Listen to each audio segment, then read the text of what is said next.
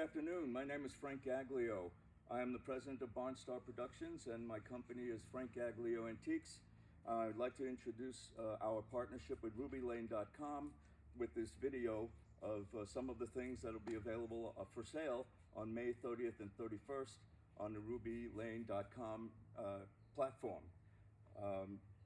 This is a very, very wonderful hook rug if you like marine artifacts or if you just like historic material. It's a hook and shired rug of the Stella Polaris.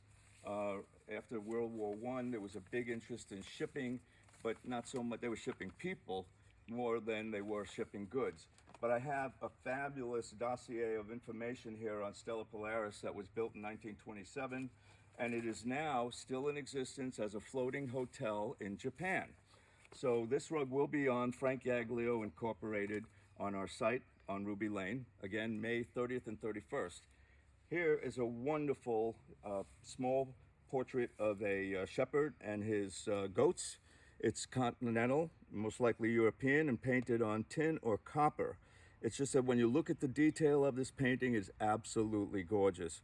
There are many different subject matters, but the face and the cap and the clothing, again, attest to the fact that this is, without question, a 19th century painting. Very lovely size. It has a photo protected paper on the back, and that's the frame that I believe to be original, was the way I found it. Here we have an exceptional little trapezoidal shaped box, most likely from the Penobscot Indians up in Maine. And it's got the typical ridged or sawtooth type of carving and this fabulous horse figure on the top. I've never seen that before. Also, the interior of the box is in very, very good shape. Has to be inspected with some pieces of birch bark. There's a little drying out and some cracking, but the shape and the horse are really exceptional. Here we have a bride's box. Beautifully painted bride's box. Many people call these American, but primarily the greatest number of them come from Europe, from Austria and from Germany. But this one has a very, very lovely printed image up on the top, which includes an Indian, some dogs, a variety of people, a parrot, and just, again, a very, very lovely example on top of this bride's box.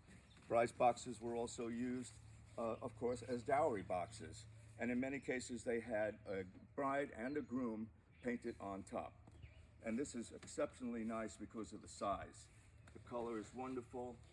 And what you always want to look for when you're buying these, you want to look to see that the lacing goes all the way to the top and then circles around to the back. And that way you know that the box has not been cut down.